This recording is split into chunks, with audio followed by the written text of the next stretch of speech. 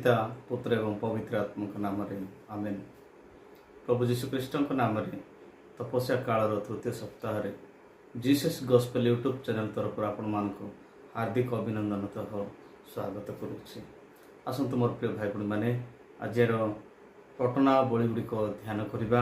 आज प्रथम पठन यात्रा ग्रंथ रु पाठ 3 अध्याय 1 रु 8 पद एवं 13 रु 15 पद एवं द्वितीय पठन करंती मंडली निकट को प्रेरित पावलंकर प्रथम पत्र पाठ 10 अध्याय 1 रु 6 एवं 10 रु 12 पद। सुसमाचार लूक 13 अध्याय 1 रु 9 पद पर्यंत। कृष्ण को प्रेम रे मोर प्रियर भाई और भूणी माने आज प्रभु आमान को आह्वान करती, तांको निकट को स्वागत करती, तांकरी सेवा कार्य करने एवं आम समस्त को से तांकरी से दान गुणर दान मान को प्रदान कर आज मुख्य प्रसंगटी जहाँ रही मन परिवर्तन कर उपयुक्त फल उत्पन्न कर। जय जीशु। प्रिय प्रभु लोक मैंने लोक 3 8 पदरे एहीपरि लेखा अच्छी। एहीपरि प्रभु मान को शिक्षा दियंती आमे मन परिवर्तन करिबा, तांको निकट को पेरिबा एवं उपयुक्त फल धारण करिबा, ताहा ही प्रभु इच्छा करती। जदि आमे प्रथम पठन को ध्यान करिबा, प्रवक्ता मोसा हरे पर्वत निकटरे से मेष चोरेबा समय हठात एक आश्चर्य भाव जहाँ से देखा पाँच देखुं गोटे बुदाटी पुड़ुछि किंतु ताहा संपूर्ण भाव में दग्ध होना, जहारी फल कि से देखुं जलुची किंतु से पुड़ुना कौन यही गुड़ाक। तापर से जिते निकट को जाऊँगी दूत कहते बा ईश्वर कहते से तुमर पादुकार पाद पिटाओ, कारण यहाँ पवित्र भूमि।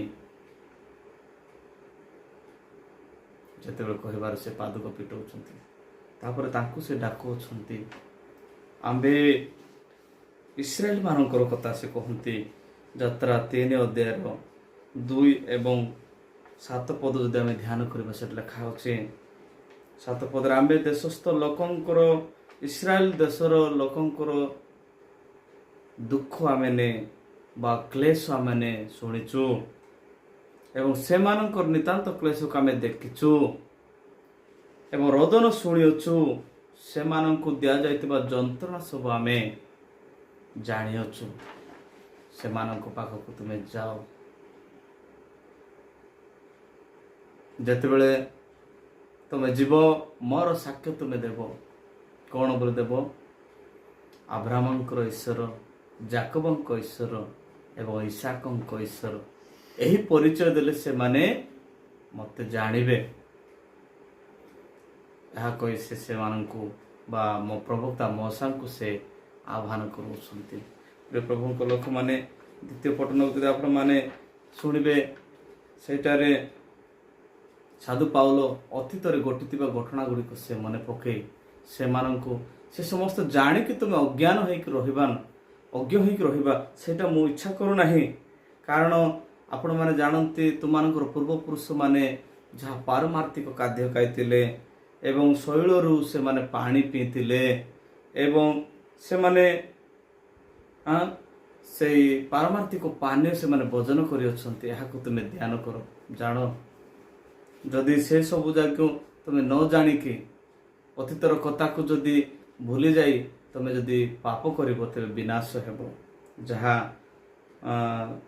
प्रकाश करे जदि तुम व्यभिचार कर एक दिन 23,000 लोक मैंने मरी से मन पका बोले से कहते एवं प्रभु को परीक्षा करिबारु मरुप्रांतर रे अनेक लोक मरले एवं जो माने प्रभु को परीक्षा करने जाऊँ से समस्त विनाश होती, किंतु से समस्त विषय तुम अज्ञ नुह, फेरी आस प्रभु को निकट को बोली से साधु पावल से कहते। सुसमाचार जब आप देखते मोर प्रिय माने बुरुज ଯେତେବେଳେ ଖସିକି 18 ଜଣ ପଡ଼ିଗଲେ, ଅନେକ ଲୋକମାନେ କହିଲେ ଏମାନେ ପାପ କରିଥିବାରୁ ସେମାନଙ୍କୁ ସେ ଦଣ୍ଡ ମିଲା ବୋଲିକି ଅନେକ ଲୋକ କହନ୍ତି। କିନ୍ତୁ ପ୍ରଭୁ କହନ୍ତି ସେଠି, ନା, ମନ ପରିବର୍ତ୍ତନ ଯଦି କରିବ ନାହିଁ ତୁମେ ବିନାଶ ହେବ। ଗାଲିଲିର ଗୋଟେ କଥା, ଆଉ ଗୋଟେ ଗାଲିଲି ମାନଙ୍କର ମଧ୍ୟରେ ସେ ରକ୍ତ ମିଶା ହେଇଥିବା କଥାକୁ ସେ କହନ୍ତି, ଯୋଉଟା ପ୍ରଥମ ପଦର ସୁସମାଚାର ପ୍ରଥମ ପଦର। ସେମାନେ କ'ଣ ପାପ କରିଥିଲେ କି ବୋଲି କହ? ନାଇଁ, ସେମାନେ ମନ ପରିବର୍ତ୍ତନ ଯଦି କରନ୍ତି ନାହିଁ ସେମାନେ ନିତାନ୍ତ ମରିବେ। କହିବା କଥା ମୋର ପ୍ରିୟମାନେ, ଏଇଟା ହେଉଛି ଆମମାନଙ୍କ ପାଇଁ ଗୋଟେ ସୁଯୋଗ, ସମୟ ଆସିଛି। ପ୍ରଭୁ ଆହ୍ୱାନ କରିଅଛନ୍ତି, ଆମେ ଗୋଟେ ଗଛ ତୁଲ୍ୟ। ଗଛ ଯଦି ଫଳ ଫଳିବ ନାହିଁ, ଆମମାନଙ୍କର ବାରି ବଗିଚାରେ ରଖିଥିବା ଗଛକୁ ଆମେ କ'ଣ କରୁ? ହାଣିକି କାଟିକି ତାହାକୁ ଫିଙ୍ଗି ଦେଉଛୁ। ଠିକ୍ ସେହିଭଳି ପ୍ରଭୁ ଆମଠାରୁ ସେ ଆଶା କରୁଅଛନ୍ତି ସଦ୍ଗୁଣ, ପଶ୍ଚାତାପ ଗୁଣ, ଅନୁତାପ କରି ପ୍ରଭୁଙ୍କୁ ବିଶ୍ୱାସ କରିବାର ଗୁଣ ପ୍ରଭୁ ଆମମାନଙ୍କ ଠାରୁ ଆଶା କରନ୍ତି। ଯାହା ମୋର ପ୍ରିୟମାନେ, ଏଇଟା ସୁଯୋଗ ଥାଏ କି ସୁଯୋଗ ସମୟରେ ସଦ୍ବ୍ୟବହାର କରିବା। ଏଫେସୀୟ 15:16 ପଦ ଲେଖା ଅଛି, ପ୍ରଭୁ ଆମମାନଙ୍କୁ କହନ୍ତି ସୁଯୋଗର ସଦ୍ବ୍ୟବହାର କର, କାରଣ କାଳ ମନ୍ଦ ଅଟେ। ଏଣୁ କରିକି ଦ୍ୱିତୀୟ ପିତର 3:9 ପଦରେ ମଧ୍ୟ ବିଳମ୍ବ ନ କରିକି ଆମେ କାହାକୁ ବିଶ୍ୱାସ କରିବା ଉଚିତ, ଯେପରି କେହି ବିନଷ୍ଟ ନ ହୁଅନ୍ତି ବରଂ ସମସ୍ତେ ମନ ପରିବର୍ତ୍ତନ କରିକି ଏହା ଇଚ୍ଛା କରି ସେ ତୁମମାନଙ୍କ ପ୍ରତି ଦୀର୍ଘ ସହିଷ୍ଣୁ ଅଟନ୍ତି। ପ୍ରଭୁ ଚାହୁଁଛନ୍ତି ଆମର ମନ ପରିବର୍ତ୍ତନ କରିପାରିବାଟା। ମୋର ପ୍ରିୟମାନେ, ଯଦି କୌଣସି ଗଛ ଯଦି ଫଳ ଫଳିଲା ନାହିଁ, ତେବେ ତାକୁ ସେ ଭୂମିକୁ ଅକର୍ମଣୀୟ କରିବା ପାଇଁ ସେ ଚାହୁଁନାହାନ୍ତି। ଯାହା ଲୁକ 3:9 ପଦରେ ସେ କହନ୍ତି, ଏବେ ସୁଦ୍ଧା ଗଛର ମୂଳରେ କୁରାଡ଼ି ଲାଗିଛି, ଅତଏବ ଯେକୌଣସି ଗଛ ଫଳ ନ ଫଳେ ତାହା ହେଲେ ତାକୁ ହଣାଯାଇ ନିଆଁରେ ପକାଯିବ। ଆଜି ମାଳି କହୁଛନ୍ତି, ପ୍ରଭୁ ତମେ ସୁଯୋଗ ଦିଅ, ଏହି ବର୍ଷ ମଧ୍ୟ ମୁଁ ତାର ଚାରିଆଡ଼େ କଥ ଦେବି, ସାର ଦେବି, ଯଦି ନ ଫଳେ ତାକୁ ହାଣିବି। ଠିକ୍ ସେହିଭଳି ମୋ ପ୍ରିୟମାନେ, ଆମେ ପ୍ରଭୁଙ୍କୁ ପାଇଛୁ। ପ୍ରଭୁଙ୍କ ନିକଟକୁ ଯଦି ଫେରିବା ନାହିଁ, ପ୍ରଭୁ ଯେ ଆମମାନଙ୍କୁ ସୃଷ୍ଟି କରିଛନ୍ତି ତାଙ୍କ ବିଷୟରେ ଯଦି ଆମେ ଧ୍ୟାନ କରିବା ନାହିଁ, ତାଙ୍କଠାରେ ଯଦି ପ୍ରାର୍ଥନା କରିବା ନାହିଁ, ପ୍ରଭୁ ନିଶ୍ଚିତ ଗୋଟେ ଦିନ ଆସିବା ଆମ ସମସ୍ତଙ୍କୁ ସେ କାଟିଦେବେ। ପ୍ରଭୁଙ୍କଠାରେ ପ୍ରାର୍ଥନା କରିବା, ତାଙ୍କର ଉପାସନା ଅନୁସାରେ ଜୀବନଯାପନ କରିବାକୁ ଚେଷ୍ଟା କରିବା। ପ୍ରଭୁ ଆପଣ ବାକ୍ୟ ଦେଇ ଆମ ସମସ୍ତଙ୍କୁ ଆଶୀର୍ବାଦ କରନ୍ତୁ। ପିତା, ପୁତ୍ର ଏବଂ ପବିତ୍ର ଆତ୍ମାଙ୍କ ନାମରେ ଆମେନ୍।